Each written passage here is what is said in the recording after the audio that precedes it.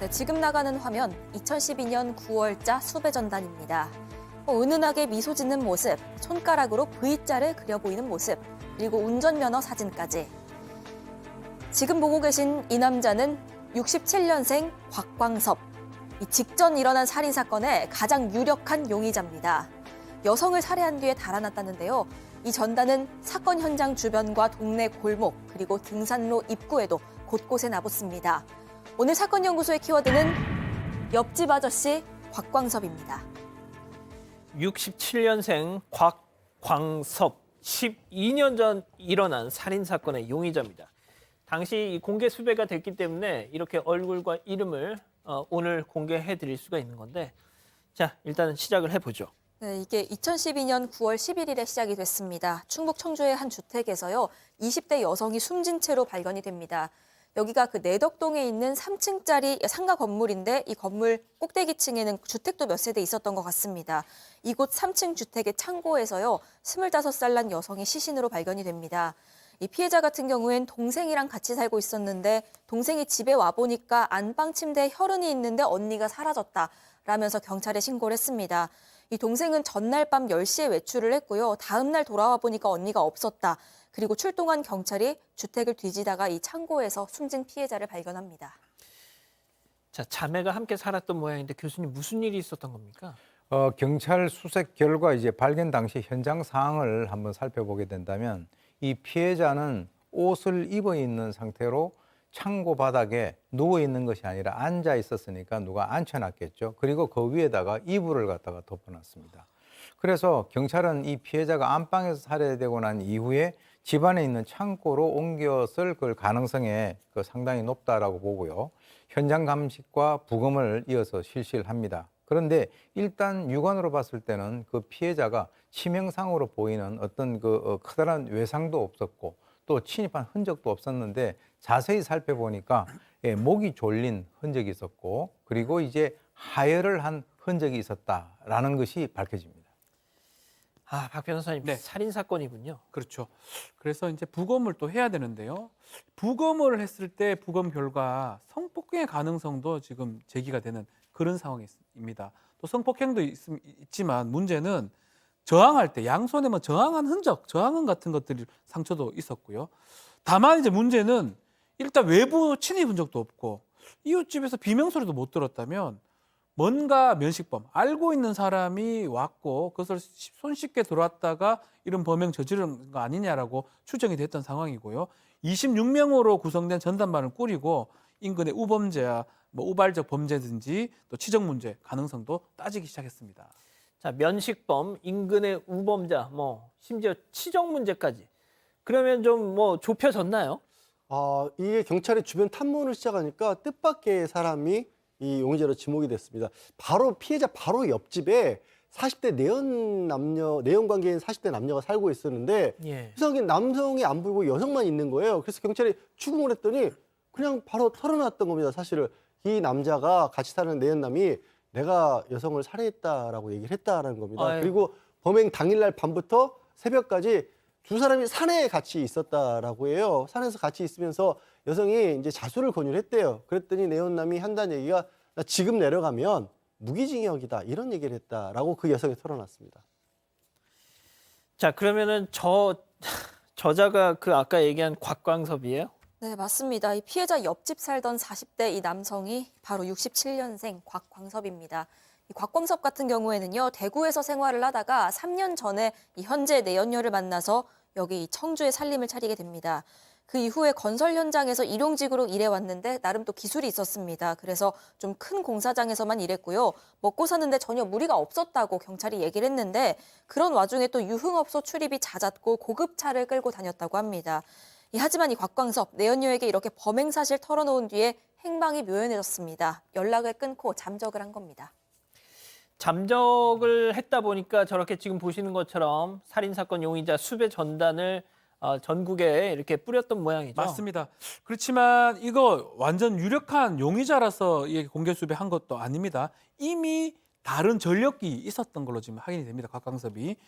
이 2004년 7월 달에 대구에 있을 때 자신의 친딸하고 내연녀 딸을 수차례 성폭행을 해가지고 아휴. 그때 구속 기소돼서 징역 5년형이 선고가 됐었는데 이 술 먹었다고 좀 까달라고 하면서 뭐 항소심도 진행을 했었는데 당시 2심도 똑같이 징역 5년이 선고됐고요. 출소 직후에가 2010년인데요. 그때부터 지금의 내연녀를 만났다고 합니다.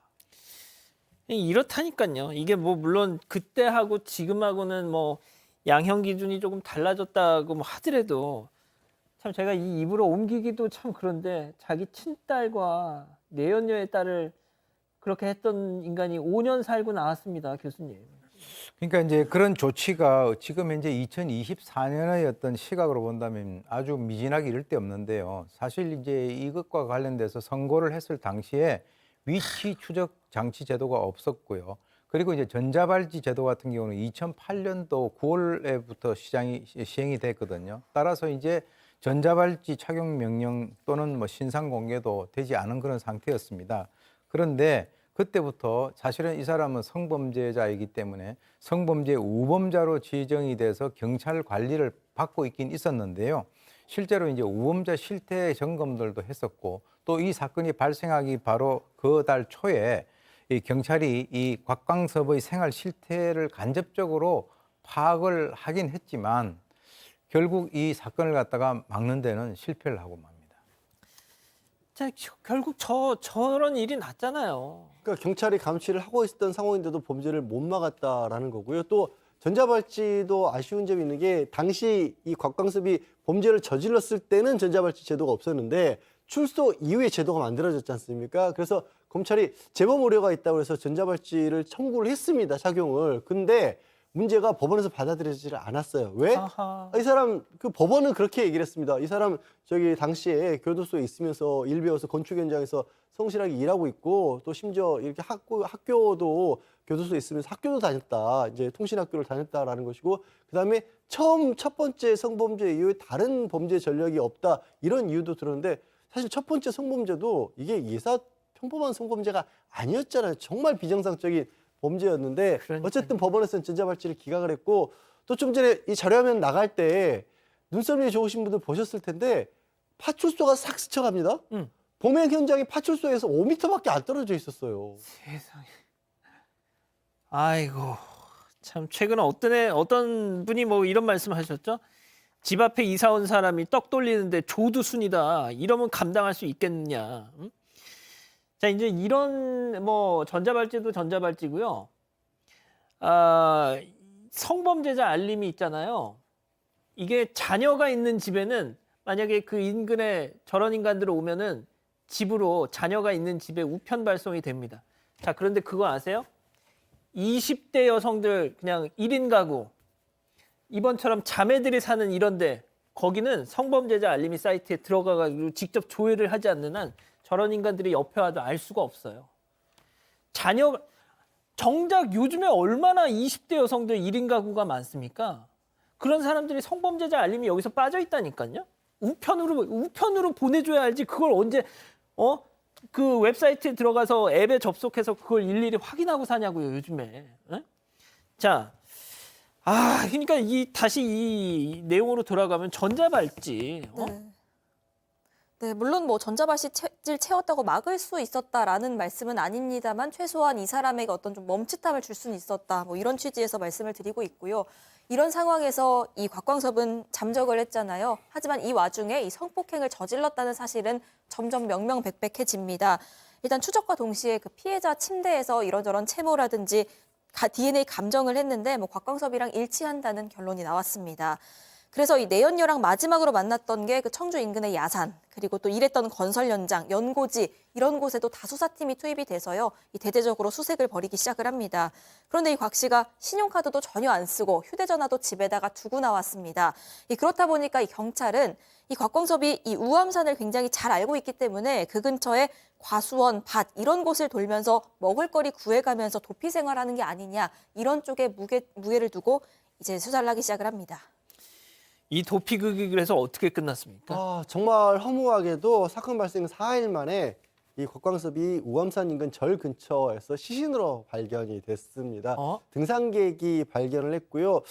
신분증이 들어있는 지갑은 있었지만 유서 같은 것들은 따로 없었는데 정황상 극단적인 선택을 한 것으로 그렇게 보입니다. 왜냐하면 들으신 것처럼 경찰도 이 우암산 부근을 주목을 하면서 집중 수색을 하고 있었고 또 우암산 초 입구에 뭐 등산로 이런 데도 이 수배 전단 같은 게 붙어 있었기 때문에 심리적 압박감을 견디지 못했던 걸로 그렇게 추정이 됩니다.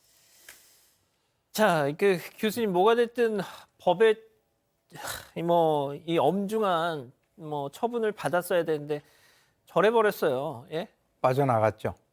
사실 이제 처음에 피해자 동생이 경찰에 신고를 했을 그때 출동한 경찰이 옆집에서 이 곽광섭이 내연녀를 갖다가 만났는데 그냥 일상적인 조사만 했어요. 그런데 나중에 이제 그 피해자 시신을 발견하고 난 뒤에 다시 조사를 해서 옆집에 바로 이 성범죄 전과자인 이 곽광섭이가 산다라고 하는 사실을 갖다가 그때야 이제 그 인지를 합니다. 그래서 그 당시에는 이미 이 곽광섭이하고 내연녀가 우암산 인근 쪽으로 이동을 한 그런 상태였고, 그래서 이제 좀 아쉬운 거는 초기에 곽광섭을 좀 주목을 했더라면 내연녀를 갖다가 쫓아서 이 숨지기 전에 검거를 할 수도 있지 않았는가 이렇게 생각이 드는데요.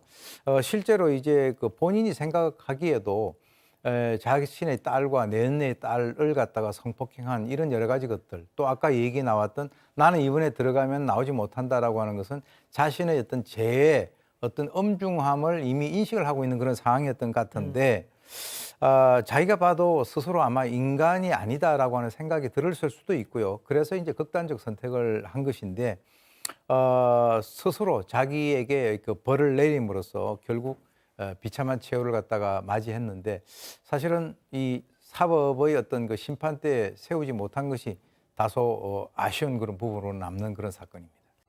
가족 여러분, 잊지 마시고 구독과 좋아요, 알림 설정 여기.